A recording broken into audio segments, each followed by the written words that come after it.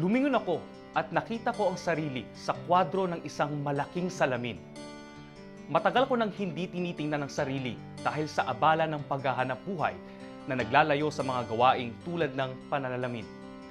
Marahil kung hindi ako hinarang ng isang salamin, hindi ako mapipilitang makita ang sarili sa loob ng salamin. Kumiling ako upang umiwas, ngunit isang salamin ang muling tumambad. Sa madaling salita, natagpuan ko ang sarili sa bulwagan ng mga salamin. Noon ko nadama ang sinasabing pagnanais magising sa isang panaginip. Hindi ko tiyak kung ako ang nasa salamin o kung ako ang nananalamin. Hindi ako makaalpas. Alam kong ang landas palabas ng bulwagan ay nagkukubli sa loob o likod ng salaming kailangan ng basagin.